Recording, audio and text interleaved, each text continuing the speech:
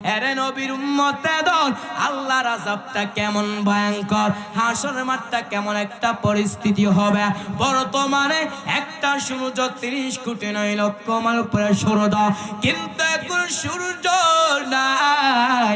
হাসরের ময়দানে আল্লাহ সূর্যকে বলবে, সূর্য তোর যত তাপ আছে তুই জমিনের মধ্যে ছাড়িয়া দে। সূর্যের তাপে জমিনটা হয়ে যাবে তামা, গুনাহগারের মগজ বাতের মারের মতো ঠাস ঠাস করে ফেটে যাবে। শুধু তাই না, পেটের নারী বুড়ি পায়খানা রাস্তা দিয়ে বের হয়ে পড়ে যাবে। অপরদিকে জাহান্নাম কঠিন হুঙ্কার মারে। আল্লাহ ফেরেশতাদেরকে বলবে, আরে ফেরেশতারা, তোমরা জাহান্নামকে বরবাদ করো। 70,000 রহমতের ফেরেশতারা জাহান্নামকে ধরতে পারে না। জাহান্নাম বিকট আওয়াজ দেয়, জাহান্নামের আওয়াজে হাসরের ময়দানটা থরথর করে কেঁপে উঠবে।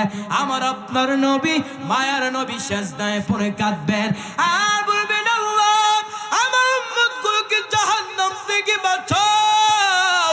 আমার একটা উম্মত জাহান্নামে গেলে আমি মুহাম্মদ আপনার তুমি জান্নাতে যাব না।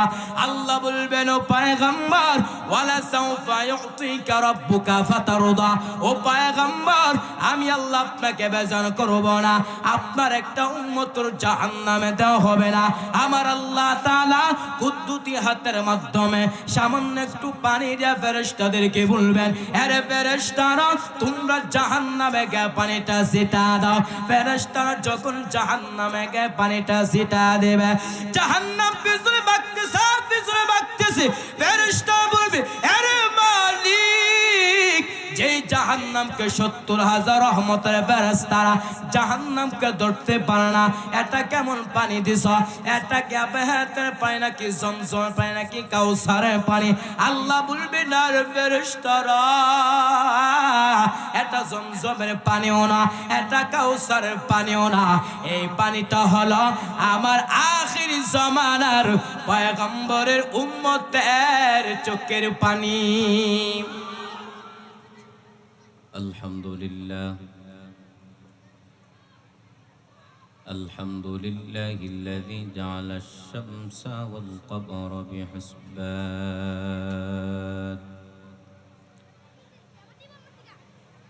ওয়ান নাজমা ওয়াশ শাজারা ইয়াসজুদান وفضل زمانا على زمان كما فضل مكانا على مكان وإنسانا على إنسان ونشهد أن لا إله إلا الله وحده لا شريك له لا ضد له ولا ند له ولا مثل له ونشهد أن سيدنا وسندنا وحبيبنا وحبيب ربنا وحبيب ربنا وطبيبنا وطبيب قلوبنا ومولانا محمدا عبده ورسوله صلى الله تعالى عليه وعلى آله وأصحابه وبارك وسلم تسليما كثيرا كثيرا الذي أرسله الله تعالى بالحق بشيرا ونذيرا وداعيا إلى الله بإذنه وسراجا منيرا أما بعد فأعوذ بالله من الشيطان الشيطان الرجيم بسم الله الرحمن الرحيم يا أيها الذين آمنوا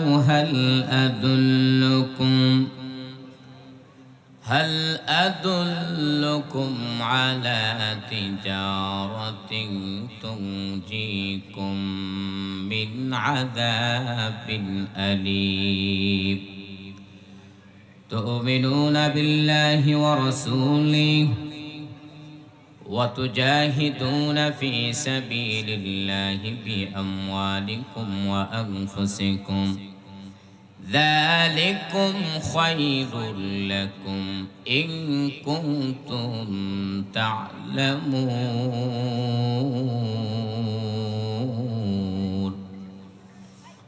وقال رسول الله صلى الله عليه وآله وسلم الكيس من دان نفسه وعمل لما بعد الموت أو كما قال النبي عليه الصلاة والسلام صدق الله مولانا العظيم وصدق رسوله النبي الكريم ونحن على ذلك من الشاهدين والشاكرين والذاكرين والحمد لله رب العالمين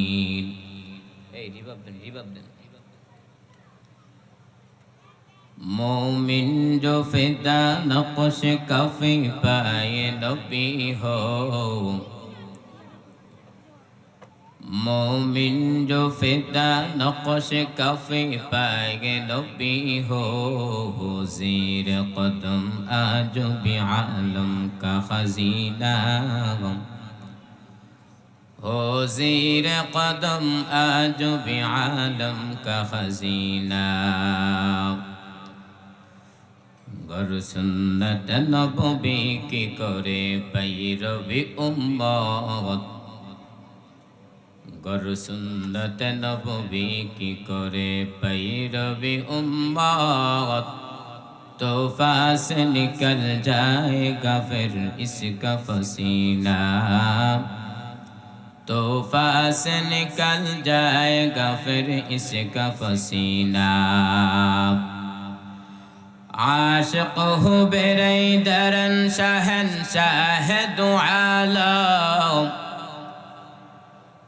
عاشق ہو بیدرن شہنشاہ دو عالم مشکو سے زیادہ مبارک اس کا پسینہ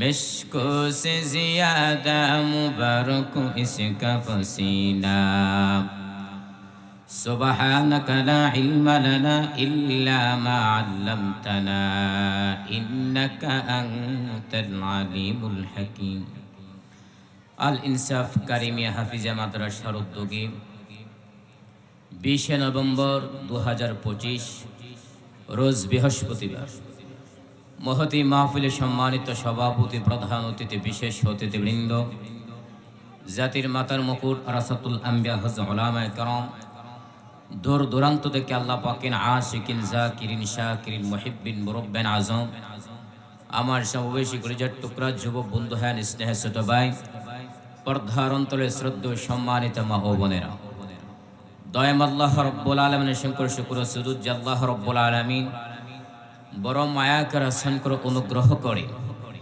বিশাল বড় মজমায় কিছু কথা বলার শোনার তৌফিক দান করেছেন এজন্য অন্তরস্থল থেকে কালিমাত শুকর আদায় করি আলহামদুলিল্লাহ টঙ্গী এলাকার মানুষ কি বেজার নাকি আমি আসাতে হ্যাঁ তো খুশির আওয়াজ তো হিসেবে জোড়া হওয়ার কথা ছিল এই যে ঢাকার প্রাণ কেন্দ্রে টঙ্গী শহরের অবস্থিত এত সুন্দর একটা প্রোগ্রাম তারা ব্যবস্থা করে দিয়েছে এটা অনেক বড় একটা নিয়ামতের বিষয় বুঝতে পারছেন ঢাকা অনেক জায়গায় বয়ান করে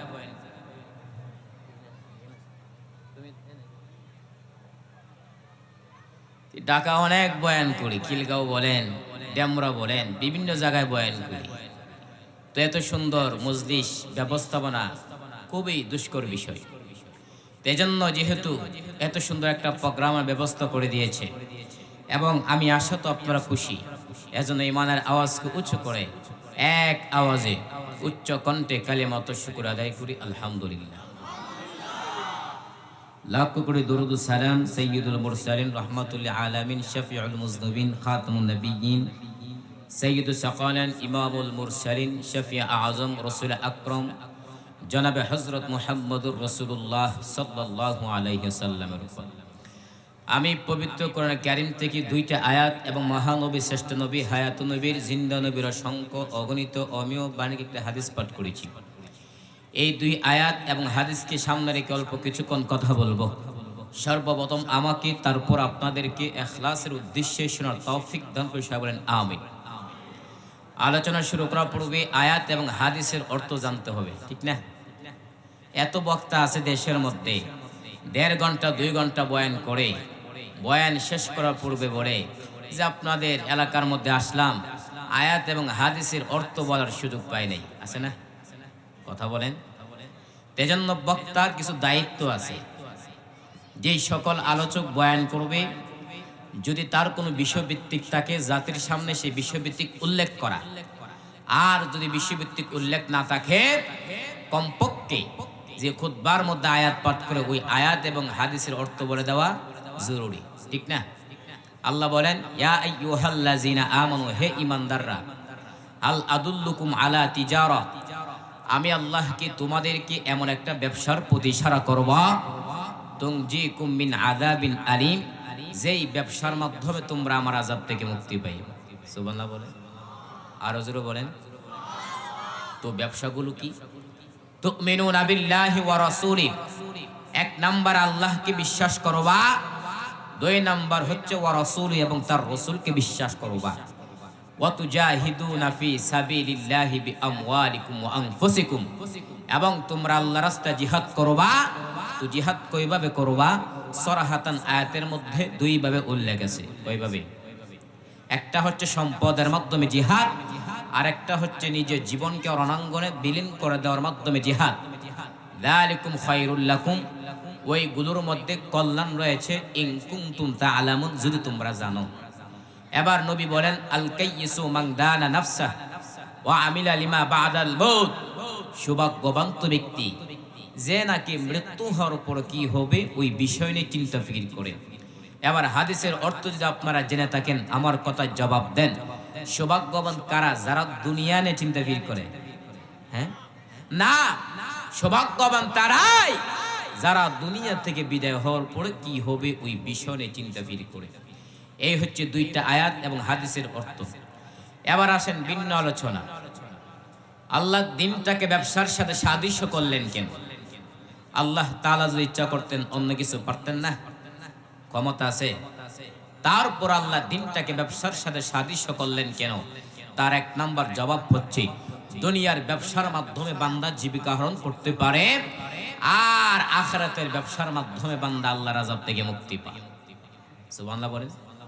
যে চাহিদার ক্ষেত্রে মানুষ দুনিয়ার পাগল। কিসের পাগল? দুনিয়ার পাগল। আর যেহেতু আপনারা অনেক ব্যবসায়িক আছেন, এজন্য এমন কিছু কথা বলবো যে কথাগুলো যদি আপনার দুনিয়ার লাইনে প্রয়োগ করতে পারেন, আপনার দুনিয়ার জিন্দেগিতে আপনার সফলতা হয়ে যাবে। পাশাপাশি হুবহু ওই মূলনীতিগুলো যদি আপনি আখিরাতের লাইনে প্রয়োগ করতে পারেন, আপনার আখিরাতের জিন্দেগি আপনার সফল হয়ে যাবে। এবার আসেন 1 নাম্বার, দুনিয়ার মধ্যে যে আল্লাহর বান্দা ব্যবসা করতে চায়, এই টঙ্গী এলাকার মধ্যে যারা ব্যবসা করতে চায় শহরের মধ্যে, তাদের 1 নাম্বার দায়িত্ব হচ্ছে ব্যবসা সম্পর্কে তার জ্ঞান থাকতে হবে। কি থাকতে হবে? এই কিশোর বসো, চলো বসো, ওটা কেন বেশি বেশি, এই বসো। যে 1 নাম্বার যে আল্লাহর বান্দা ব্যবসা করতে চায়, ওই ব্যক্তি তার সর্বপ্রথম তার দায়িত্ব হচ্ছে ব্যবসা সম্পর্কে তার জ্ঞান থাকতে হবে। ঠিক তেমন ভাবে যেই বান্দা দিনের উপর চলতে চায়, নামাজ পড়তে চায়, উযু করতে চায়, ওই ব্যক্তির জ্ঞান লাগবে না? কোন ব্যক্তি যদি উযু ভঙ্গের কারণ না জানে আর উযু করে উযু সঠিক হবে? সেজন্য যে আল্লাহর বান্দা ব্যবসা করতে চায় ওই ব্যক্তির ব্যবসা সম্পর্কে তার জ্ঞান থাকতে হবে। ঠিক তেমন ভাবে যেই বান্দা নামাজ পড়তেছা, যেই বান্দা রোজা রাখতেছা, যেই বান্দা হজ করতেছা, ওই ব্যক্তির জ্ঞান লাগবে না? এজন্য নবী বলেন তলাবুল ইলমি ফারিদাতুন আলা কুল্লি মুসলিম, প্রত্যেক নরের উপর ইলমের শিক্ষা করা কি ফরজ। 2 নাম্বার আসেন, যে আল্লাহর বান্দা ব্যবসা করতে চায় ওই ব্যক্তির পুঁজিও থাকতে হবে। কি থাকতে হবে? কোন ব্যক্তি যদি পুঁজি না থাকে ব্যবসার মধ্যে নামে সফলতা আসবে? ঠিক তেমন ভাবে যেই বান্দা নামাজ পড়তেছে, যেই বান্দা রোজা রাখতেছে, যেই বান্দা হজ করতেছে, ওই ব্যক্তির আমলটা আল্লাহর কাছে কবুল হতে হলে তার ঈমান থাকতে হবে। ঈমান যদি না থাকে আমল করে কোনো লাভ হবে? এটা কোরআনের কথা, ওয়াল্লাযিনা কাফারু আ'মালুহুম কাসারাবিন বিকিআতিন, যারা কাফের তাদের আমলনামা মরুচিকার মতো শূন্য হয়ে থাকবে। আপনারা তো মরুভূমি চিনেন না, জানেন না। যখন আপনারা ঢাকা শহর ছেড়ে যখন আপনারা দেশে গ্রামে যাবেন তখন মরুভূমি দেখবেন, ঠিক না? যখন আপনি মরুভূমির মধ্যে যাবেন দূর থেকে দেখবেন পানি পানি করে চিৎ করে। যখন আপনি কাছে যাবেন, আরে সেটা তো পানি না, সেটা কি? বালি। এজন্য ঈমান দামি সম্পদ। যদি ঈমান না থাকে আপনি যত আমল করেন জান্নাত পাবেন? এজন্য ঈমান একটা দামি সম্পদ। আমি আপনি ওযু ভঙ্গের কারণ জানি, আমি আপনি নামাজ ভঙ্গের কারণ জানি, কিন্তু একদিন কি চিন্তা ফির করেছেন যে ঈমান ভঙ্গের কারণ কয়টা? কেউ জানেন? আজকে আমি 2টা বলে যাই। 1 নাম্বার হচ্ছে আল্লাহ আপনার উপর যতগুলো বিধান আরোপিত করেছেন ওই বিধানকে যদি আপনি অস্বীকার করেন ঈমান থাকবে? আরো জোরে বলেন। 2 নাম্বার হচ্ছে আল্লাহর হুকুম আহকামের ক্ষেত্রে যতগুলো বিধান আপনার উপর আরোপিত হয়েছে ওই হুকুম আহকামকে যদি আপনি বাঁকা নজর দিয়ে তাকান ঈমান থাকবে? এজন্য এই যে ঈমান অনেক দামি সম্পদ। এজন্য ঈমান বাঁচিয়ে রাখা অনেক কষ্টের বিষয়। আমরা ছাত্র জমানায় বলতাম যে এমন একটা সময় আসবে যেদিন হাতের তালুর মধ্যে আগুনের আঙ্গার রাখা যেমন কষ্টকর হবে, এমন একটা দিন আসবে যেই দিন ঈমান বাঁচিয়ে রাখা এত কষ্টকর হবে। এই সময়টা বর্তমানে আমার আপনার সামনে উপনীত হয়েছে। এজন্য এই যে 2টা মূলনীতি বললাম, এই 2টা মূলনীতির উপর আমার আপনার কখন আমল করা সম্ভব হবে? যখন আমার আপনার ভিতরে ধৈর্য থাকবে। কি থাকবে? আর যখন ধৈর্য ধারণ করতে পারবো আল্লাহ তাআলা আমাকে আপনি বিনা হিসাবে জান্নাত দান করবে। আরো জোরে বলেন। আল্লাহ তাআলা বলেন ইন্নামা ইউওয়াফাস সাবিরুনা আজরাহুম, ইন্নামা ইউওয়াফাস সাবিরুনা আজরাহুম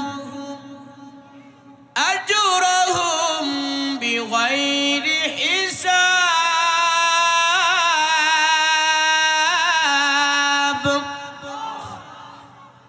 আল্লাহ তাআলা বলেন যারা ধৈর্য দান করবে আমি আল্লাহ ওই বান্দাদেরকে বিনা হিসাবে জান্নাত দান করব। এর নবীর উম্মতের দল ধৈর্যের দৃষ্টান্ত কায়েম করলেন আল্লাহর পয়গম্বর হযরত ইব্রাহিম আলাইহিস সালাতু ওয়াস সালাম। ধৈর্যের দৃষ্টান্ত কায়েম করলেন আল্লাহর পয়গম্বর হযরত ইসমাঈল আলাইহিস সালাতু ওয়াস সালাম। ঠিক নি? ধৈর্যের দৃষ্টান্ত কায়েম করলেন আল্লাহর পয়গম্বর হযরত আইয়ুব আলাইহিস সালাতু ওয়াস সালাম। আইয়ুব নবীর টাকা পয়সা অভাব নাই, সন্তানের অভাব নাই, শয়তান দেখিয়া মাথা গরম, কিন্তু আইয়ুব আলাইহিস সালাম এমন ভাবে একটা সিরিয়াল করলেন যেন একটা সেকেন্ড আমার ঘরে আল্লাহর জিকির ছাড়া যেন না যায়। শয়তানের মাথা গরম হয়ে গেল, এত ইবাদত আইয়ুব করবেটা কেমন করে হয়? আল্লাহ গো তোমার এত সম্পদের মায়ে পুরা তোমার ইবাদত করে, তোমার এত সন্তানের মায়ে পুরা তোমার ইবাদত করে। আল্লাহ কয় না, আইয়ুব যে ইবাদত করে একমাত্র আমার মহব্বত আর ধৈর্যের সাথে ইবাদত করে। বলে না না, কয় দেখ আমি পরীক্ষা করি, সব সম্পদ গুলা গুনে জ্বালায় দিলাম। আইয়ুব নবী কাছে ইবলিস কইরা আইয়ুব আল্লাহকে ডেকে লাভ নাই, কারণ তোমার সব সম্পদ আগুনে পড়ে ছাই। আইয়ুব নবী মুনাজ্জাত দেন আলহামদুলিল্লাহ। ইবলিস বলে নাউজুবিল্লাহ, বল আলহামদুলিল্লাহ কেন? আইয়ুব নবী ডাক দেয়া কয় আলহামদুলিল্লাহ বলার কারণ আল্লাহ পাক রব্বুল আলামিন আমাকে সম্পদ দান করেছেন। এই সম্পদের কারণে ইবাদত করতে মারাত্মক ব্যাঘাত সৃষ্টি হতো। আজকে আমার সম্পদ নাই, ইবাদতের মধ্যে কোনো টেনশন নাই। ইবলিস কয় মানি না, আল্লাহ কয় দেখ আরো পরীক্ষার মধ্যে ফালায় দিতেছি। কুরওয়াতুন ওয়াইজিন নামক কিতাবের মধ্যে উল্লেখ রয়েছে আয়ুব নবীর শরীরের মধ্যে কিরা পোকা ধরে গেছে। একদিন আয়ুব তাকায় দেখে তার জিহ্বার মধ্যে পোকা। এতদিন আয়ুব জিহ্বা নাড়া নাড়া আল্লাহর জিকির কতদিন ঠান্ডা হয়ে যেত। আজ নবীর চোখে কুটাই পানি, আল্লাহকে ডেকে বলে উদার বালি,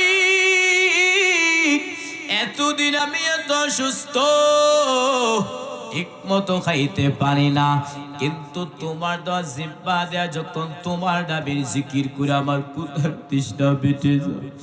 আজকে আবার জিহ্বার মধ্যে পোকা, আমি কেমন স্মরণ করব রে মালিক। আয়ুব নবী এইভাবে নিজে নিজে মুহাসাবা করতেছেন, আল্লাহর কাছে ধৈর্যের পাহাড় কায়েম করতেছেন। হঠাৎ করে তাকায় দেয় তার সকল বিবিরা তার সামনে দাঁড়ায় বলেন, আর আমরা আপনার ঘরে থাকবো না, আপনি আমাদেরকে তালাক দিয়ে দেন। সবাই চলে যেতেছে, আপনি চলে যায়,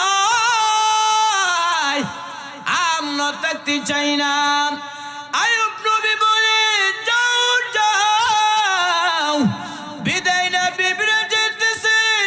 নবী কান্না করে দরবালি, দুনিয়াতে সন্তান যদি মার কাছে বাবার কাছে আশ্রয় নেই, আবার বাবা যদি সন্তানকে পাহাড় করে মায়ের কাছে আশ্রয় নেই, কিন্তু শেষ পর্যন্ত প্রত্যেকটা মানুষের জীবনের আপন হতার আদরের বিবি ছাড়ার কেউ নেই। ওদের বালি আজ আমার বিবির আমার কাছ থেকে চলে যাইতেছে। আল্লাহ আমার মনে কোনো কষ্ট নাই, তোমার কাছে অনুরোধ তুমি আমাকে ছেড়ে দিও না রে মালিক। দুনিয়া সব আমাকে ছেড়ে চলে যাও, আপনি আমাকে ছেড়ে দিয়েন না রে মালিক। আয়ুব নবী কোথাও তুই আপনার চোখ বেবে পানি ফোঁটাগুলো গালবে পড়তেছে। হঠাৎ করে তাকা দেখে তার পার কিনারা একমাত্র বিবি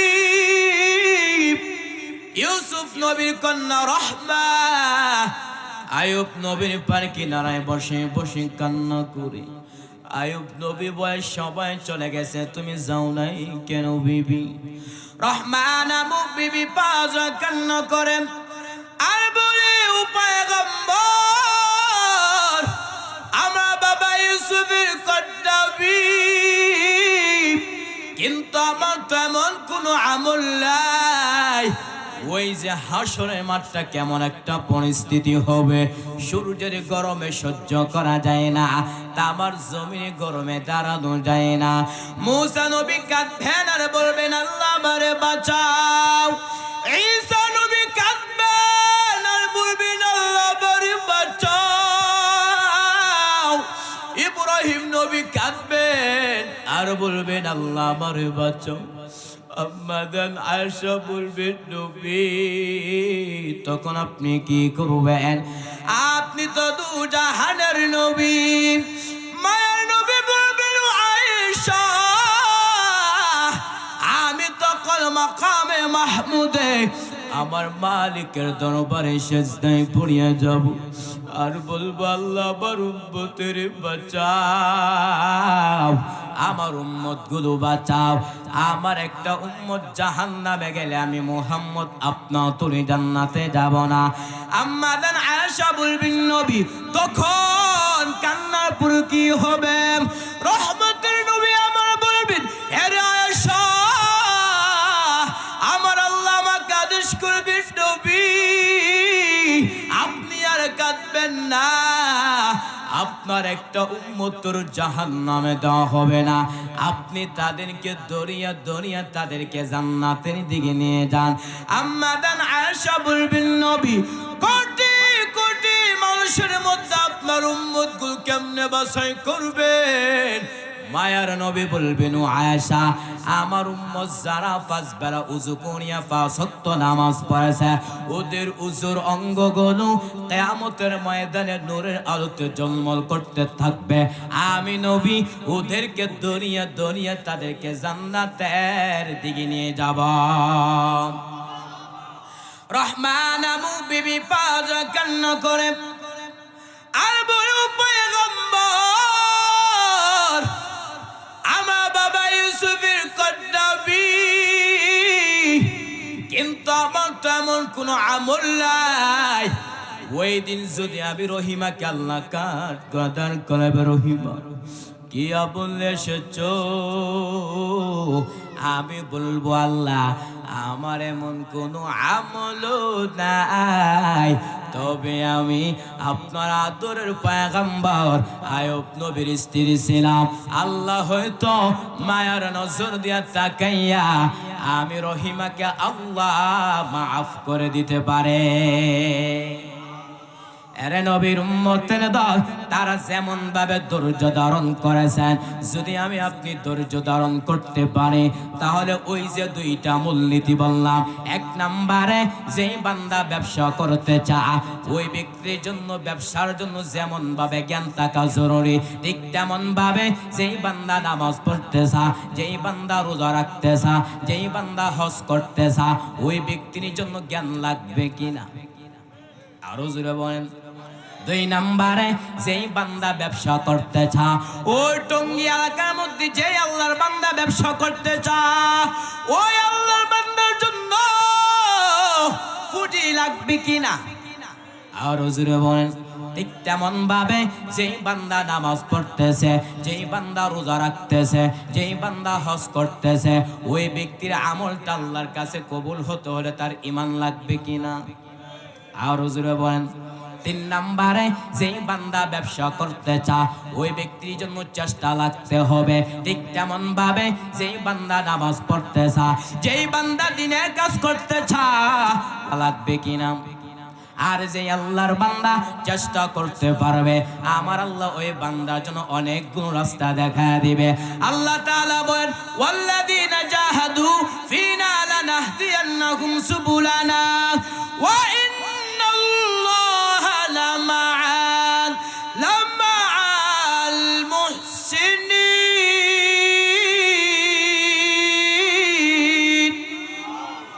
আল্লাহ বলেন, যারা আমি আল্লাহকে পাওয়ার উদ্দেশ্যে চেষ্টা করবে, আমি আল্লাহ ওই বান্দার জন্য অনেক গুণ রাস্তা দেখা দেয়।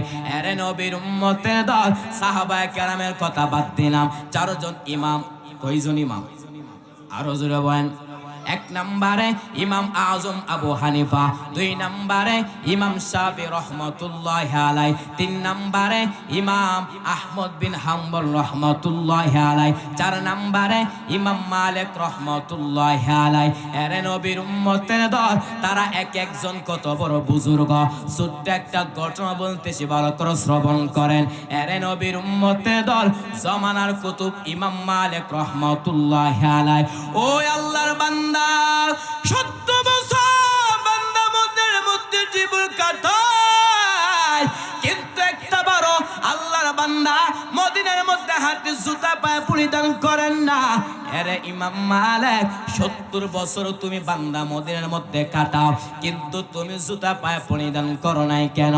ইমাম মালিক বলে, আমি নবীর বড় আশিক, আমি যখন মদিনার অলিগলিতে জুতা লাগাইয়া হাঁটি, আমি নাকটা লাগা দেখি পয়গম্বরের রোজার গেরান আমার নাকে রাখতেছে। ইমামুল আউয়ালিনাল আখিরিন, বহর সাদাকা রহমাতাল লিল আলামিন, শুধু জুদাস রহমাতাল লিল আলামিন, মসজিদে ও শুধু হামারু এ জমিন। এরে নবীর উম্মতে দল ইমাম মালিক রহমতুল্লাহি আলাইহি 70টা বছর বান্দা মদিনার মধ্যে কাটা। ইচ্ছা করলে বান্দা মদিনা থেকে মক্কায় গিয়ে বছর বছর হজ পালন করতে পারে, বছর বছর উমরা পালন করতে পারে, কিন্তু এত সুযোগ থাকার পর ইমাম মালিক মদিনা থেকে মক্কায় যায় না।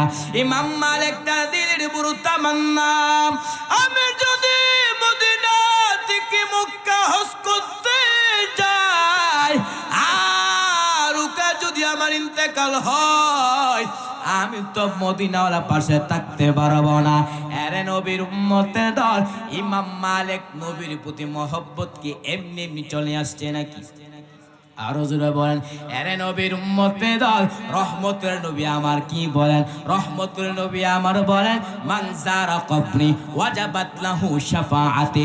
নবী আমার বলেন, উম্মত যে সকল বান্দা আমি নবীর রওজা জিয়ারত করলো ওই ব্যক্তির জন্য আমি নবীর পক্ষ থেকে সুপারিশ ওয়াজিব হয়ে গেল।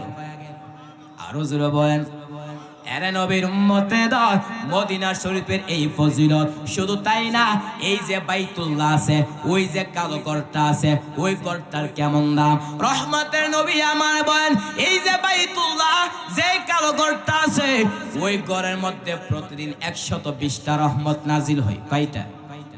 কয়টা? 120টা। নবী আমার বলেন, যে আল্লাহর বান্দা ওই যে বাইতুল্লাহ জিয়ারত করে ওই ব্যক্তির উপর আল্লাহর পক্ষ থেকে 60টা রহমত নাজিল হয়। শুধু তাই না, যে আল্লাহর বান্দা বাইতুল্লাহকে সামনে রেখে নামাজ পড়ে রহমতের নবী আমার বলেন ওই ব্যক্তির উপর 40টা রহমত নাজিল হয়। আর রহমতের নবী আমার বলেন, যেই সকল বান্দা আমার আল্লাহর ঘর তাওয়াফ করলো না, নামাজও পড়লো না, শুধু থাকে আর বলেন এটা আমার রবের ঘর। রহমতের নবী আমার বলেন, আরে উম্মত যে আল্লাহর বান্দা শুধু থাকে আর বলে এই যে কালো ঘরটা আছে এটা আমার মালিকের ঘর, রহমতের নবী আমার বলেন ওই ব্যক্তির উপর 20টা রহমত নাজিল হয়ে যায়। আরে নবীর উম্মতে দল জামানার কুতুব ইমাম মালিক রহমতুল্লাহি আলাইহি ওই আল্লাহর বান্দা মদিনা থেকে মক্কা যায় না। ইমাম মালিক তার দিলের পুরো তামান্না, আমি যদি মদিনা থেকে মক্কা হজ করতে যাই আর ওকে যদি আমার ইন্তেকাল হয় আমি তো মদিনার পাশে থাকতে পারবো না। এরে নবীর উম্মতের দল একদিন ঘুমের ঘরে ইমাম মালিকের সাথে নবীর মুলাকাত হয়ে গেছে। আল্লাহু আকবার বলেন, চিল্লায়া বলেন। ইমাম মালিক নবীর সাথে কথা শুরু করে দিলেন। ইমাম মালিক বলেন, ওগো রহমতের নবী, আজকে আপনার সাথে আমার অন্য কোনো বিষয়ে কথা না। ও পয়গম্বর, আপনি আমাকে জানায় দেন আমার হায়াতটা কত। রহমতের নবী আমার ডান হাত উঁচু করে 5টা আঙ্গুল দেখায় দিছে। দেখানোর পরে ইমাম মালিকের ঘুম ভেঙে গেছে। ইমাম মালিক টেনশনের মধ্যে পড়ে গেলেন। রহমতের নবী আমার ডান হাতের 5টা আঙ্গুল দ্বারা কি বোঝাইছে?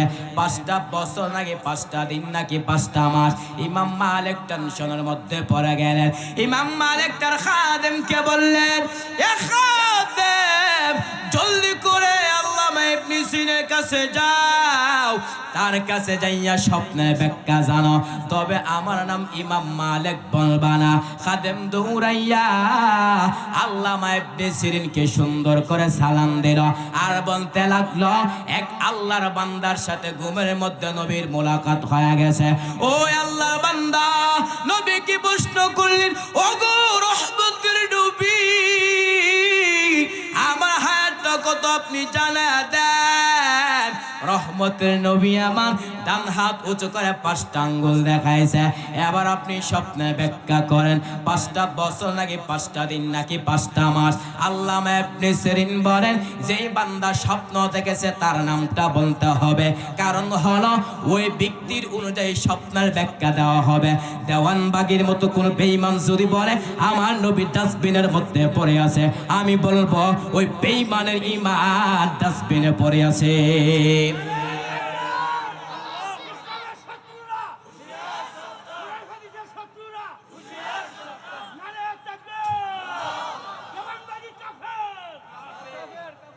এরে নবীর উম্মতের দল, আল্লামা ইবনে সিরিন এই কথা বলার পরে খাদেম দৌড়াইয়া ইমাম মালিকের কাছে গিয়া বলতে লাগলো, আসসালামু আলাইকুম শাইখ আমার, আপনার নাম না বলে স্বপ্নের ব্যাখ্যা দিবে না?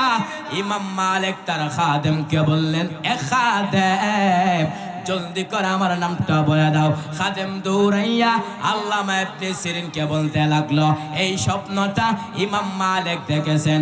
আল্লামা ইবনে সিরিন বলেন, আমিও মনে মনে ভেবেছিলাম যে এই স্বপ্নটা ইমাম মালিক ছাড়া অন্য কেউ দেখতে পারে না। আল্লামা ইবনে সিরিন বলেন, রহমতের নবী আমার ডান হাতের 5টা আঙ্গুল দ্বারা বুঝাইছেন 5টা বিষয় এমন আছে যে 5টা বিষয় সম্পর্কে আল্লাহ সারা দুনিয়াতে কেউ জানে না। 1 নম্বরে, একটা মানুষ আগামীকাল কি রুজি করবে, কি খাবে, কে জানে? আরো জোরে বলেন। 2 নম্বরে, আগামীকাল বৃষ্টি হবে নাকি হবে না, কে জানে? 3 নম্বরে, মায়ের গর্ভের সন্তানটা ছেলে হবে নাকি মেয়ে হবে, কে জানে? 4 নম্বরে, মায়ের গর্ভের সন্তানটা ছেলে হবে নাকি মেয়ে হবে, কে জানেন?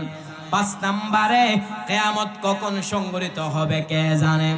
এরে নবীর উম্মতে দল, এই স্বপ্নের ব্যাখ্যা জানার পর ইমাম মালিক তিনি মদিনা থেকে মক্কা যায় না। ইমাম মালিক তার দিলের বড় তামান্না, আমি যদি মদিনা থেকে মক্কা হজ করতে যাই, আর ওকে যদি আমার ইন্তেকাল হয়, আমি তো মদিনার পাশে থাকতে পারবো না। এরে নবীর উম্মতের দল, তারা যেমন ভাবে নবীকে মহব্বত করছে, নবী কি তাদের প্রতি কি কম মহব্বত ছিল নাকি? আরো জোরে বলেন। এরে নবীর উম্মতের দল, নবী আমার উম্মতের প্রতি কত মহব্বত ছিল। আম্মা আয়েশা বলেন, এরে আমার সাহাবায়ে কেরাম, আমি এবং রাসূল বিছানার মধ্যে শোয়ার পরে হঠাৎ করে দেখতে পাইলাম নবী আমার পাশে নাই। নবীকে খোঁজার জন্য হাঁটতে হাঁটতে গিয়ে দেখলাম রহমতের নবী আমার জান্নাতুল বাকির মধ্যে যাইয়া উম্মতের মাগফিরাত কামনা করতেছেন। আর আল্লাহ কি বলতেছেন, ইন তুআযিবহুম ফাইন্নাহুম ইবাদুক ওয়া ইন তাগফির লাহুম ফাইন্নাকা আনতাল আজিজুল হাকীম। আল্লাহ কাছে বলতেছেন, ও আল্লাহ, ইন তুআযিবহুম ফাইন্নাহুম ইবাদুক, ও আল্লাহ, তারাই তো আপনার বড় বান্দা। ওয়া ইন তাগফির লাহুম, যদি আপনি তাদেরকে ক্ষমা করে দেন, আপনি তো হচ্ছে প্রজ্ঞাময় পরাক্রমশালী। এর নবীর উম্মতের দল, যে রহমতের নবী আমার জান্নাতুল বাকির মধ্যে যাইয়া উম্মতের মাগফিরাত কামনা করে, ওই নবীর সুপারিশ ছাড়া কি জান্নাতে যাওয়া সম্ভব হবে? আর জোরে বলেন, অগা নবীর উম্মতেরা ওয়ে জিদি সাহারা, কোরআন হাদিসের চলা যখন যাহা চাই মনে, নবী বিনে কে ধরাবে ফুল সিরাত মিজানে, নবী বিনে কে ধরাবে ফুল সিরাত মিজানে। এমদে এতিম নবী আমার, পিতা মাতা দেই যে তাহার, তার উপরেও তোমারা মরণ তাকে দুশ্মনে, নবী বিনে কে ধরাবে ফুল সিরাত মিজানে, নবী বিনে কে ধরাবে ফুল সিরাত মিজানে। এরে নবীর উম্মতের দল, তারা যেমন ভাবে চেষ্টা করেছেন, যদি আমি আপনি চেষ্টা করতে পারি, রাস্তা দেখাবে কে? আরো জোরে বলেন। আল্লাহ তাআলা বলেন, ওয়াল্লাযীনা জাহাদু ফীনা লানাহদিয়ান্নাহুম সুবুলানা ওয়া ইন্নাল্লাহা লামা'আল মুহসিনিন।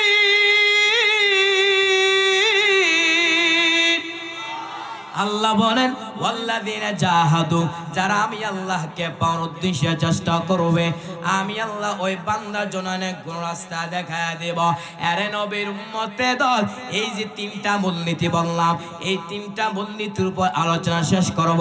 আল্লাহ বলেন, ইয়া আইয়ুহাল্লাযিনা আমানু, হে ঈমানদাররা, হাল আদুল্লুকুম আলা তিজারা, আমি আল্লাহ কি তোমাদেরকে এমন একটা ব্যবসার প্রতি ইশারা করব, যেই ব্যবসার মাধ্যমে তোমরা আমার আযাব থেকে মুক্তি পাইবা। তো ব্যবসাটা কি? তুমিনুনা বিল্লাহি ওয়া রাসূলি, এক নাম্বার আল্লাহকে বিশ্বাস করবা, দুই নাম্বার তার রাসূলকে বিশ্বাস করবা। কিভাবে বিশ্বাস করবা? জবানের মাধ্যমে, স্বীকারোক্তির মাধ্যমে বিশ্বাস করতে হবে, অন্তরের মাধ্যমে বিশ্বাস করতে হবে, আমলের মাধ্যমে বিশ্বাস দেখাতে হবে। এরে নবীর উম্মতে দল, সাহাবায়ে কেরাম তারা নবীকে কেমন মহব্বত করছে, সাহাবায়ে কেরাম নিজের জীবনে চাইতে নবীকে মহব্বত করছে। শুধু তাই না, সাহাবায়ে কেরামের হাতে যা ছিল সব দান করে দিয়েছে। এরে নবীর উম্মতে দল, ছোট্ট একটা ঘটনা ভালো করে শ্রবণ করেন। রহমতের নবী আমার তাবুকের যুদ্ধের সময় যখন চলে আসছে, নবী সাহাবায়ে কেরামদের কি বললেন? হে আমার সাহাবায়ে কেরামের দল, আমরা যুদ্ধের ময়দানে অংশগ্রহণ করব, দান সদকা করো, সম্পদ দান করো। উমর দান করলেন, উসমান দান করলেন, হযরত আলীও দান করলেন, আবু বকর তার সম্পদ নিয়ে হাজির করলেন। আল্লাহর নবী বললেন, আরে উমর, কে পরিমাণ সম্পদ দান করেছ? উমর বলেন, আমার সম্পদে অর্ধেক আমি দান করে দিলাম। নবী আবু বকর কি বললেন? আরে আমার আবু বকর, কি পরিমাণ সম্পদ দান করেছ? আবু বকর ডাক দেয়া বলুন, পয়গম্বর, আমার ঘরের মধ্যে যা ছিল সব আমি দান করে দিলাম। নবী বললেন, আবু বকর, তোমার ঘরের মধ্যে কি কিছু নাই? আবু বকর ডাক দেয়া বলুন, পয়গম্বর, আমার আল্লাহ আপনি সারা দুনিয়ার মধ্যে কেউ না। ও পয়গম্বর, আমার যা ছিল সব আমি দান করে দিলাম। নবী আবু বকরের কথা শোনার পর আশ্চর্য হয়ে গেলেন। হঠাৎ করে জিবরাইল আমিন এসে হাজির। জিবরাইল আমিন বলেন, ও পয়গম্বর, আপনার সাহাবী আবু বকরকে আল্লাহ তাআলা সালাম দিয়েছেন আর বলেছেন, ও পয়গম্বর, আপনার সাহাবী আবু বকরের তার মনের হালতটা কি? আল্লাহ জানার পর কেন বললেন? আল্লাহ তার নবীকে বুঝাইলেন আল্লাহ আবু বকরকে কত মহব্বত করেন। আল্লাহর নবী বললেন, আরে আবু বকর, আল্লাহ তোমাকে সালাম দিয়েছেন আর জানতে চেয়েছেন এই অবস্থা তোমার মনের হালতটা কি? আবু বকর জবাব না দিয়ে কান্না শুরু করলেন। নবী আবু বকর কি বললেন? আরে আমার আবু বকর, জবাব দিবা কেন? তুমি কান্না করতেছো? আবু বকর কান্না করে করে বলে, ও পয়গম্বর, আমি আবু বকর ছিলাম জাহান্নামের আসামি। আমি আবু বকরকে কে চিনত, কিন্তু আপনার সোহবত আসার কারণে আল্লাহ আমাকে এত সম্মান দান করেছে, যার বদৌলতে আমি আবু বকরকে আল্লাহ সালাম পাঠাইছেন। जिंदगी में बंदगी तो करना है, जिंदगी में बंदगी शर्मिंदा है, जिंदगी में बंदगी शर्मिंदा है। आयते हम कुछ न कुछ खरीदने को, जैसे हो रोशन मेरे कल्ब रूह, वरना कोई चारा तो जहाँ मैं नहीं, वरना कोई चारा तो जहाँ मैं नहीं। जिंदगी में बंदगी तो करना है, जिंदगी में बंदगी शर्मिंदा है, जिंदगी में बंदगी शर्मिंदा है। दुनिया में हो दुनिया का तलबगार ना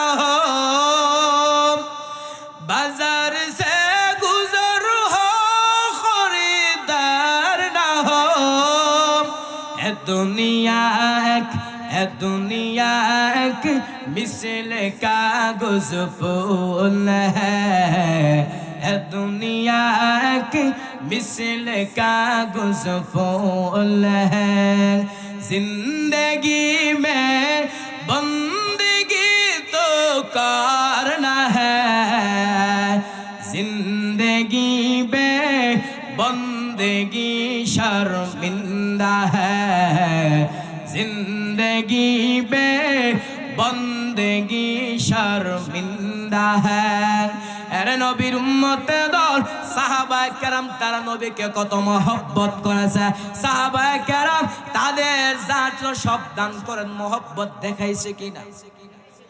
আরো জোরে বলেন।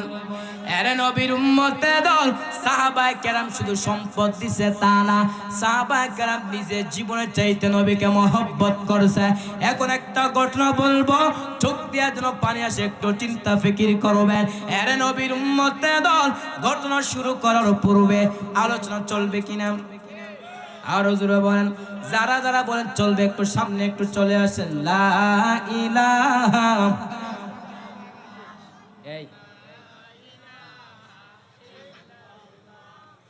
লা ইলাহা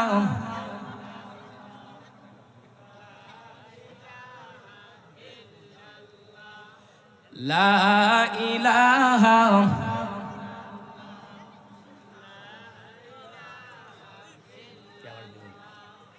লা ইলাহা লা ইলাহা ইল্লাল্লাহ লা ইলাহা লা ইলাহা লা ইলাহা ইল্লাল্লাহ মুহাম্মাদুর রাসূলুল্লাহ। এরে নবীর উম্মতে দল সাহাবায়ে কেরাম তারা নবীকে কত মহব্বত করেছে। ছোট্ট একটা ঘটনা বলতেছি, ভালো করে শ্রবণ করেন, চোখ দিয়ে যেন পানি আসে, একটু চিন্তা ফিকির করবেন। এরে নবীর উম্মতে দল রহমতের নবী আমার একদিন শীতের মধ্যে হুজরা শরীফ থেকে যখন বের হইলেন, হঠাৎ করে একজন দেখতেছেন নবী একজন সাহাবী নবীজির কামরার সামনে দাঁড়াইয়া শীতের মধ্যে ধর ধর করে কাঁপতেছে। নবী বললেন, কে তুমি এত শীতের মধ্যে হুজরা শরীফের মধ্যে দাঁড়িয়ে আছো কেন? এত শীতের মধ্যে তুমি ধর ধর করে কাঁপতেছ, সামান্য একটু কাপড় দিয়া লজ্জাস্থানটা ঢাইকা আমার সামনে দাঁড়িয়ে আছো, তার কারণটা কি?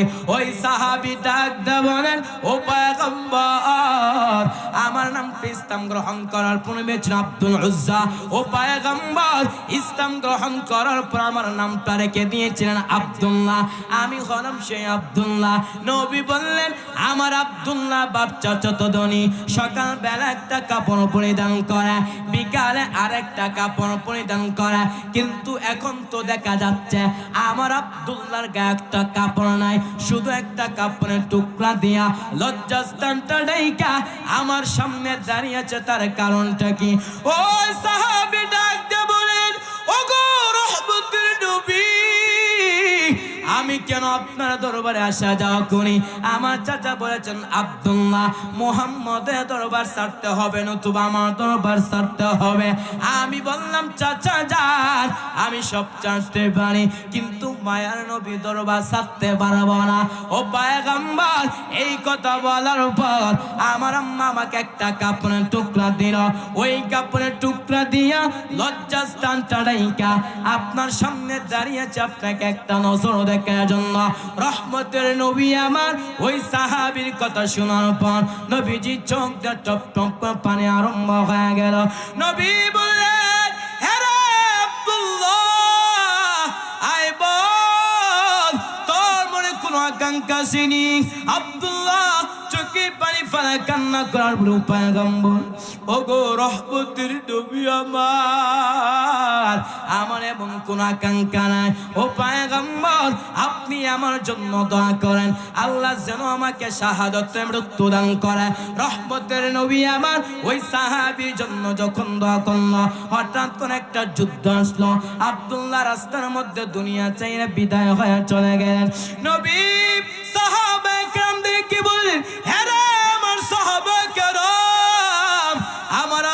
আব্দুল্লাহকে তোমরা সুন্দর করে গোসল করাও। আমি নিজে রাসূল আব্দুল্লাহ জানাজাটা পড়াইব।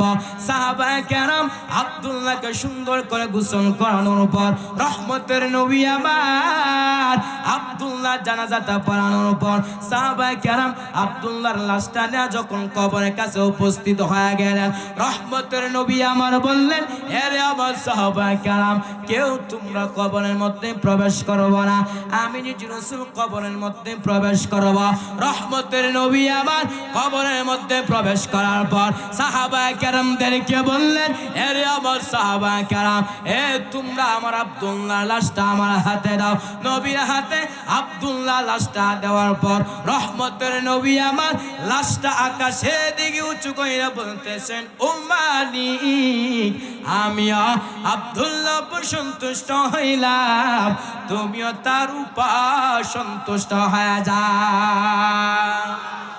মরণের চিঠি যখন আসবে আমার, কালেমার তালকিন দিও বারে বার, প্রাণ ভরে দেখিব চাহারা তোমায়, দেখে নাও রওজা তোমায়।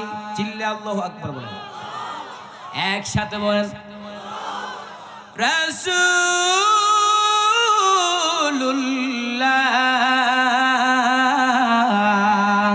কি উপায় হবে আমার, হাবিবুল্লাহ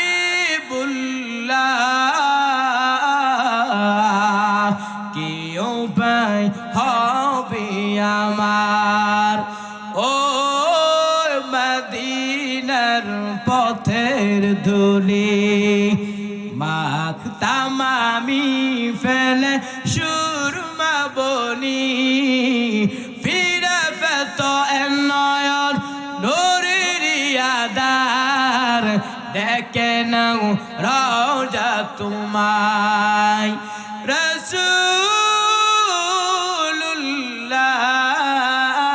রাসূলুল্লাহ কি উপায় হবে আমার, হাবিবুল্লাহ উপায় হবে আমার। এরে নবীর উম্মতে দল আল্লাহ তাআলা বলেন, ইয়া আইয়ুহাল্লাযীনা আমানু, হে ঈমানদাররা, হাল আদুল্লুকুম আলা তিজারা, আমি আল্লাহ কি তোমাদের কেমন একটা ব্যবসার প্রতি ইশারা করব, যেই ব্যবসার মাধ্যমে তোমরা আমার আযাব থেকে মুক্তি পাইবা। এরে নবীর উম্মতে দল, আল্লাহর আযাবটা কেমন ভয়ঙ্কর, হাসরের মাঠটা কেমন একটা পরিস্থিতি হবে। বর্তমানে একটা সূর্য 30 কোটি 9 লক্ষ মাইল উপরে সূর্য, কিন্তু এখন সূর্য নাই। হাসরের ময়দানে আল্লাহ সূর্যকে বলবে, সূর্য তোর যত তাপ আছে তুই জমিনের মধ্যে ছাড়িয়া দে। সূর্যের তাপে জমিনটা হয়ে যাবে তামা, গুনাহগারে মগজ বাতের মারের মতো ঠাস ঠাস করে ফেটে যাবে। শুধু তাই না, পেটের নারী বুড়ি পায়খানা রাস্তা দিয়ে বের হয়ে পড়ে যাবে। অপরদিকে জাহান্নাম কঠিন হুঙ্কার মারে। আল্লাহ ফেরেশতাদেরকে বলবে, আরে ফেরেশতারা, তোমরা জাহান্নামকে বরবাদ করো। 70,000 রহমতের ফেরেশতারা জাহান্নামকে ধরতে পারে না। জাহান্নাম বিকট আওয়াজ দেয়, জাহান্নামের আওয়াজে হাসরের ময়দানটা থরথর করে কেঁপে উঠবে। আমার আপনার নবী, মায়ার নবী সেজদায় পড়ে কাঁদবেন আর বলবেন, আল্লাহ আমার উম্মতগুলোকে জাহান্নাম থেকে বাঁচাও। আমার একটা উম্মত জাহান্নামে গেলে আমি মুহাম্মদ আপনার তুমি জান্নাতে যাব না। আল্লাহ বলবেন, ও পয়গম্বর, ওয়ালা সাউফা ইউতিকা রাব্বুকা ফাতারদা, ও পয়গম্বর, আমি আল্লাহ আপনাকে বেজার করব না, আপনার একটা উম্মতর জাহান্নামে দেওয়া হবে না। আমার আল্লাহ তাআলা কুদ্দুতি হাতের মাধ্যমে সামান্য একটু পানি দিয়ে ফেরেশতাদেরকে বলবেন, আরে ফেরেশতারা, তোমরা জাহান্নামে গিয়ে পানিটা ছিটা দাও। ফেরেশতারা যখন জাহান্নামে গিয়ে পানিটা ছিটা দেবে, জাহান্নাম পিছনে ভাগতেছে।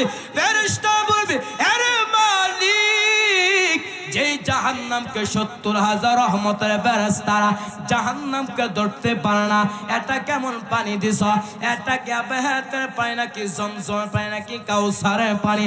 আল্লাহ বলবে না রে ফেরেশতারা, এটা জমজমের পানিও না, এটা কাউসারের পানিও না। এই পানিটা হলো আমার আখির জামানার পয়গম্বরের উম্মতের চোখের পানি। আরে নবীর উম্মতে দল চোখে পানি ফেলা কান্না করতে পারলে আল্লাহ জাহান্নাম থেকে মুক্তি দিবে। আল্লাহ বলেন, ইয়া আইয়ুহাল্লাযীনা আমানু, হে ঈমানদাররা, হাল আদুল্লুকুম আলা তিজারা, আমি আল্লাহকে তোমাদেরকে এমন একটা ব্যবসার প্রতি ইশারা করব যেই ব্যবসার মাধ্যমে তোমরা আমার আযাব থেকে মুক্তি পাইবা। আরে নবীর উম্মতে দল হাসরের মাঠে কঠিন অবস্থা বর্ণনা করলাম, এবার জাহান্নামের আগুনটা কেমন পরিস্থিতি হবে। মুসনাদুল ইমাম আযম আবু হানিফা রাহমাতুল্লাহি আলাইহি একটা হাদিস এনেছেন, জাহান্নামের মধ্যে দুইটা বান্দা জাহান্নামের মধ্যে জ্বলতেছেন, আর বলতেছে ইয়া হান্নান, আর বলতেছে ইয়া মান্নান। এই দৃশ্য দেখার পর জিবরাইল আমিন আল্লাহর আরশ আজিমের সামনে সিজদায় পড়ে যাবেন। আমার মালিককে বলবেন, ও মালিক, যেই জাহান্নামকে 70,000 রহমতের ফেরেশতারা জাহান্নামকে ধরতে পারে না, জাহান্নামের মধ্যে শুধু বলতেছি ইয়া হান্নান, আর বলতেছি ইয়া মান্নান। ও আল্লাহ, যদি ওয়াদা দেন ওই দুইটা বান্দাকে আপনার সামনে হাজির করব। আল্লাহ বলবে, জিবরাইল যাও জাহান্নামের মধ্য থেকে ইয়া হান্নান ইয়া মান্নান বললে ওয়ালা লোকগুলাকে আমার সামনে হাজির করো। জিবরাইল আমিন জাহান্নামের মালিক ফেরেশতাকে বলবে, এরে মালিক ফেরেশতা, জাহান্নামের মধ্যে ঢুকা যাও। জাহান্নামের মধ্যে ঢুকার পরে ইয়া হান্নান ইয়া মান্নান বললে ওয়ালা লোকগুলাকে আমার সামনে হাজির করো। মালিক ফেরেশতা জাহান্নামে প্রত্যেকটা আনাচে কানাচে খুঁজতে থাকবে, কিন্তু এই দুইটা বান্দার বডিগুলো খুঁজে পাবে না। মালিক ফেরেশতা জিবরাইল আমিনকে বলবে, আরে জিবরাইল আমিন, জাহান্নামের মধ্যে তো ওই দুইটা বান্দাগুলো তো খুঁজে পাইতেছে না। আবার জিবরাইল আমিন আল্লাহর আরশ আজিমের সামনে সিজদায় পড়ে যাবে। আমার মালিককে বলবে, ও মালিক, জাহান্নামের মধ্যে তো ইয়া হান্নান ইয়া মান্নান বললে ওরা লোকগুলো তো পাইতেছে না। আল্লাহ বলবে, জিবরাইল, ওই সময় আমার অনুমতি ছাড়া গিয়েছ, যাও যাও জাহান্নামের অমুক স্তরের মধ্যে গিয়ে দেখবা ওই দুইটা বান্দা জাহান্নামের মধ্যে জ্বলতেছেন। আর বলতেছি ইয়া হান্নান, আর বলতেছি ইয়া মান্নান, ওই দুইটা বান্দাকে আমার সামনে হাজির করো। জিবরাইল আমিন জাহান্নামের মালিক ফেরেশতাকে যখন বলবে, মালিক ফেরেশতা জাহান্নামের অমুক স্তরের মধ্যে গিয়ে দেখবে ওই দুইটা বান্দা জাহান্নামের মধ্যে জ্বলতে জ্বলতে একদম আগুনে আঙ্গার হয়ে গেছে। মালিক ফেরেশতা ওই দুইটা আঙ্গার জিবরাইল আমিনের কাছে যখন নিয়ে আসবে, জিবরাইল আমিন ওই দুইটা আঙ্গার আল্লাহর আরশ আজিমের সামনে যখন পেশ করা হবে, ওই দুইটা বান্দা বলবে, ও মালিক, যেই আল্লাহ আপনার জাহান্নাম এত ভয়ঙ্কর আমাদের সহ্য হচ্ছে না, ও আল্লাহ আপনি আমাদেরকে একটু জান্নাতের নিয়ামতটা দান করেন।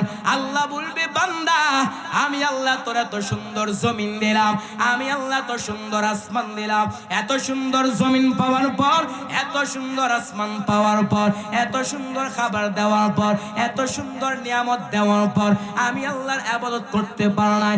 আবার তোমরা ধারণা করছো আমি আল্লাহ তোমাদেরকে অনর্থক বানালাম। আল্লাহ বল, আফা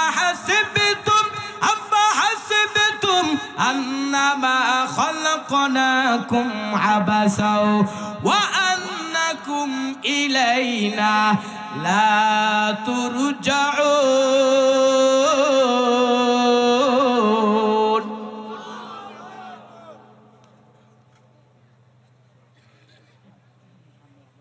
একটু সামনে চলে আসেন, আরেকটু জায়গা হচ্ছে না পিছনে, আরেকটু। আরে নবীর উম্মতে দল আল্লাহ তাআলা বলবেন, আরে দুইটা মানুষ আমি আল্লাহ তোমাদেরকে কেন বানাইলাম? আমি আল্লাহ তো সুন্দর জমিন দিলাম, আমি আল্লাহ তোর এত নিয়ামত দিলাম, তার কারণটা কি? আল্লাহ বলেন, ওয়ামা খালাকতুল জিন্ন জিন্না ওয়াল ইনসা ইল্লা লিয়াবুদুন।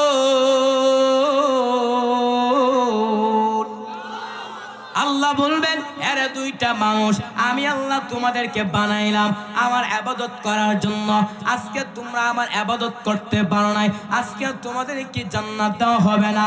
ওই দুইটা বান্দা বলবে, ও মালিক, আপনার একটা নাম ছিল হান্নান, আপনার আরেকটা নাম ছিল মান্নান। ও আল্লাহ, এই নামগুলো উসিলা আপনি আমাদেরকে একটু জান্নাতের নিয়ামতটা দান করেন। রহমতের নবী আমার বলেন, আল্লাহর সিফতি নামের উসিলায় ওই দুইটা বান্দাকে আল্লাহ জান্নাতের নিয়ামতটা দান করবেন। ইয়া ইলাহি তো মেরা মাবুদ হ্যায়, ইয়া ইলাহি তো মেরা মাশूक है, या इलाही मुझसे मुझको दूर कर, ताकि देखो मुझ में तुझको एक नजर। या इलाही तो मेरा हन्नान है, या इलाही तू मेरा मन्नान है। कुफ्र शिर्क मेरे दिल से दूर कर, मेरे दिल में इश्क हक गुलजार कर। এরে নবীর উম্মতে দল আল্লাহ তাআলা বলেন, ইয়া আইয়ুহাল্লাযীনা আমানু, হে ঈমানদাররা, হাল আদুল্লুকুম আলা তিজারা, আমি আল্লাহকে তোমাদেরকে এমন একটা ব্যবসার প্রতি ইশারা করব যেই ব্যবসার মাধ্যমে তোমরা আমার আযাব থেকে মুক্তি পাইবা। এরে নবীর উম্মতে দল আল্লাহর আযাব থেকে মুক্তি পাইতে হলে আল্লাহ বলেন, তুমিনুনা বিল্লাহি ওয়া রাসূলি, এক নম্বরে কাকে বিশ্বাস করবা? আর জোরে বলেন। দুই নম্বরে ওয়া রাসূল, এবং তার রাসূলকে বিশ্বাস করবা। এরে নবীর উম্মতে দল সাহাবায়ে কেরাম তারা যেমন ভাবে বিশ্বাস দেখাইছেন, সাহাবায়ে কেরাম তারা নবীকে যেমন ভাবে বিশ্বাস দেখাইছেন, যদি আমি আপনি দেখাইতে পারি তাহলে আল্লাহ জাহান্নাম থেকে মুক্তি দিবে। এরে নবীর উম্মতে দল এই দুনিয়ার মধ্যে থাকা অবস্থায় আমার আপনার হাতের মাধ্যমে গুনাহ হয়ে যাবে, আমার আপনার জবানের মাধ্যমে গুনাহ হয়ে যাবে। যদি আমি আপনি ক্ষমা চাইতে পারি, আল্লাহ মাফ করবে কিনা? আর জোরে বলেন। এরে নবীর উম্মতে দল আল্লাহ তাআলা বলেন, কুল ইয়া ইবাদিয়াল্লাযীনা আসরাফু, কুল ইয়া ইবাদিয়াল্লাযীনা আসরাফু আলা আনফুসিহিম লা তাকনাতু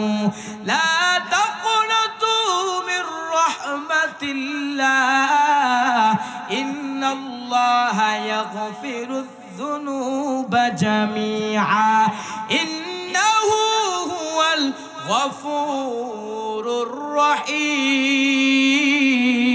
الرحيم। الله বলেন, ওয়াইদা ইয়া ইবাদিয়াল্লাযীনা আসরাফু, হে আমার বান্দা, ও টঙ্গী এলাকার মুসলমান, আমার আল্লাহ তাআলা ডাক দেবেন, ইয়া ইবাদি, হে আমার বান্দা, আসরাফু, যারা সীমা লঙ্ঘন করেছ, আমি আল্লাহ রহমত থেকে নিরাশ হইবা না। এরে নবীর উম্মতে দল দুনিয়ার সবাই যখন ঘুমায়া থাকে আমার আল্লাহ প্রথম আসমানের মধ্যে হিসাব হয়, আলা মিন মুস্তারজিকিন ফাআরযুকাহু, আলা মিন মুস্তাগফিরিন ফাআগফির লাহু। আমার আল্লাহ তাআলা টঙ্গীর সবাই যখন ঘুমায়া থাকে আমার আল্লাহ তাআলা প্রথম আসমানের মধ্যে হিসাব হয়, এরে টঙ্গী আব্দুল কারীম, আব্দুল সত্তার, আমি আল্লাহর কাছে রিজিক চা, আমি আল্লাহ তোর রিজিকের ওয়াসাআত বাড়ায় দেব। আলা মিন মুস্তাগফিরিন ফাআগফির লাহু, আমি আল্লাহ তাআলার কাছে ক্ষমা চা, আমি আল্লাহ তাআলা তোকে মাফ করে দিব। শুধু তাই না, আল্লাহ তাআলা বল, ওয়া ইযা সাআলাকা ইবাদি আন্নী ফাইন্নী করিব উজিবু দাওয়াতাদ দাঈ ইযা দাআন ফালইস্তাজিবু লি ওয়ালইউমিনু বি লাআল্লাহুম ইয়ারশুদুন। আল্লাহ বলেন, আদউনি আস্তাজিব লাকুম, এরে আমার বান্দা তুই আমাকে ডাক দিতে দিলে আমি তোর ডাকে সাড়া দিতে রাজি, সাড়া দিতে দেরি হয় না।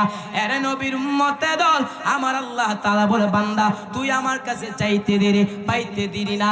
দুনিয়াওয়ালারা দিবে দিবে আসে, কিন্তু দরজা সব সময় খোলা রাখে। আরো জোরে বলেন, দুনিয়া সব সময় খোলা রাখে না। আমার আল্লাহ তাআলা বলেন, এরে আমার বান্দা তুই আমার কাছে চাইতে দিলে আমি পাইতে দেরি না। এরে নবীর উম্মতে দল, যদি আমি আপনি আল্লাহর কাছে চাইতে পারি, আমার আপনার গুনাহ হয়ে গেছে, আল্লাহ তাআলার কাছে ক্ষমা চাইলে আল্লাহ মাফ করে দিবে। এরে নবীর উম্মতে দল, মুসা পয়গম্বর আলাইহিস সালাতু ওয়াস সালাম মিশরের মধ্যে যখন বৃষ্টির প্রয়োজন, আল্লাহর কাছে যখন বৃষ্টির জন্য দোয়া করবে, আল্লাহ তাআলা জিবরাইল আমিনের মাধ্যমে জানাইলেন, ও পয়গম্বর আপনি যেই মজলিসের মধ্যে দোয়া করতেছেন ওই মজলিসের মধ্যে একজন জিনাকার আছে, তাকে উঠায়া দাও, নইলে জমিনের মধ্যে বৃষ্টি দেওয়া হবে না। মুসা নবী তো গরম মেজাজের নবী, ধমক দিয়া বলেন, কে জিনাকার, তাড়াতাড়ি মসজিদ থেকে উঠে যাও, তোমার কারণে বৃষ্টি হচ্ছে না।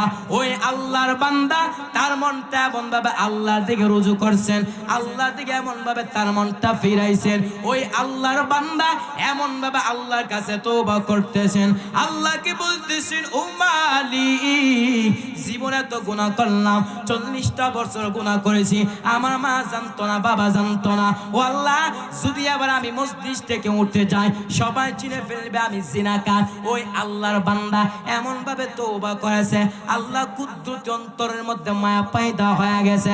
আল্লাহ বললেন, আরে সাথে সাথে মিশরের জমিনটা একদম মেঘাচ্ছন্ন হয়ে গেল।